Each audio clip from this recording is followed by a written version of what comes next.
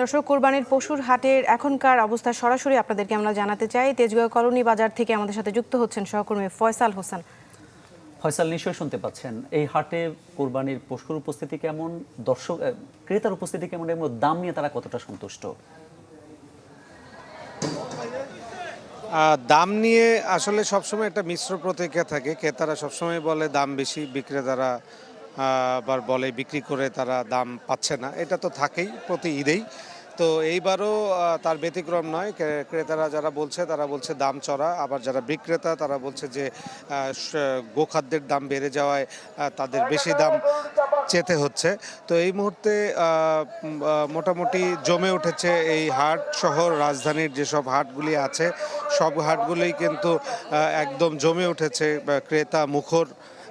আসলে যেহেতু ঈদের মাত্র 2 দিন আছে, সেহেতু আজ রাত থেকেই কিন্তু এই নগদে 500 টাকা বা তার বেশি পেমেন্টে পেতে পারেন ঢাকায় জমিসহ 20 কোটি টাকার পুরস্কার। গরু পশুর হাটের কেনাকাটা কিন্তু একদম পুরোদমে শুরু হয়ে গেছে। কিন্তু এই আমরা এইবার যেটা দেখলাম, ঢাকা শহরের যে হাটগুলি আছে হাটগুলি ঘুরে, যে হাটে কিন্তু পর্যাপ্ত গরু রয়েছে এবং মূলত যেটা অভিযোগ করছে যারা গরু বিক্রেতা, তারা অভিযোগ করছে যে যে পরিমাণ গরু আছে সেই পরিমাণ ক্রেতা কিন্তু তারা বাজারে দেখতে পাচ্ছেন না।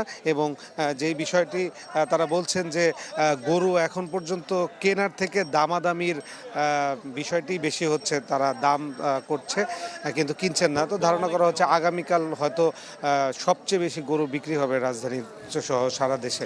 তো এই ছিল সার্বিক পরিস্থিতি গরুর হাট থেকে। ধন্যবাদ আপনাকে। কোরবানির পশুর হাটের খবর জানাচ্ছিলেন সহকর্মী ফয়সাল হোসেন।